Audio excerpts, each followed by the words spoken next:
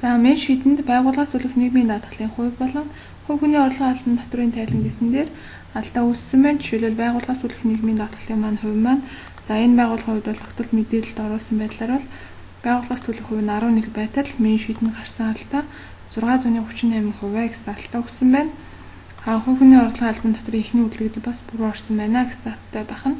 За ингээд хувь хүний орлогын албан татврыг үлдэгдэл оруулах шаардлагагүй байгаа. Яагаад тэгэхээр тогтмол мэдээлэлээр тавьсан он сар өдөр 3 сарын 31-ний байдлаар бичигдсэн байна. За ингэхээр энэ алдаа хаанаас үүссэн байж болох вэ гэхээр цалин гэсэн хэсэг рүү орон цалингийн мэдээлэлээ нэгдүгээр шалгаж үзнэ. За цалингийн мэдээлэл оруулах гэсэн хэсгээс та цалингийн мэдээллийг ямар нэгэн алдаагүй оруулж өгсөн байна.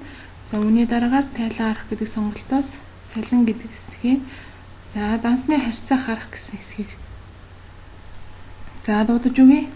За дансны харьцаа харах гэдэг хэсгээр за улирлуудаар харагдана. За мөн улирлуудын доороо сар бүрээр салан харагдаж байгаа. За эндээс харахаар хамгийн гол анхаарах ёстой зүйл маань цалингийн өөрчилгээ болон ерөнхий сүүл цалин олгосон бичлэлтийг ерөнхий журнал дээр бичнэ үү гэсэн ногоон өнгөтэй фондыг журнал дээр бичнэ үү гэсэн анхааруулга гарч ирж байна.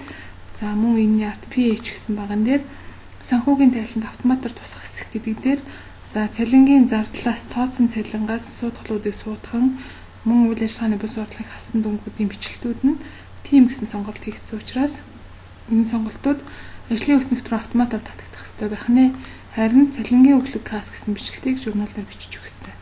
За тэгвэл журнал дээр бидний бичиж өгсөн бичлэлтийг шалгая. Гэтэл журнал дээр бид 1 2 3 сарын цалин олохдоо цалингийн зардал гэж бичсэн учраас мен шийдэнд тийм цалингийн байгууллагаас төлөх нийгмийн даатгалын хувь болон хувь хүний орлогын албан татврын дүнгуудад алдаа үүссэн байх нэ. Тэгвэл үүнийгээ цалингийн өглөг болгон засаж өгье. За цалингийн өглөг болгон засаж өгснөөр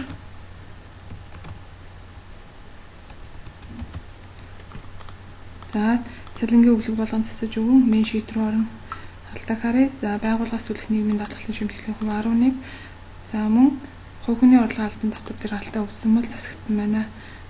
За ийм учраас дансны харьцаа гэсэн хэсэг дээр байгаа энэ ногоон подтой хэсгийг маш сайн анхаарч за дансны бичлэлтийг нь үүнээс хуулж авах болон нэг бол журнал дээр энэ дансны бичлэлтийг цалингийн өглөгөөс касс руу болон цалингийн урьдчилгаагаас касс руу гэсэн бичлэлтийг бичиж өгнө.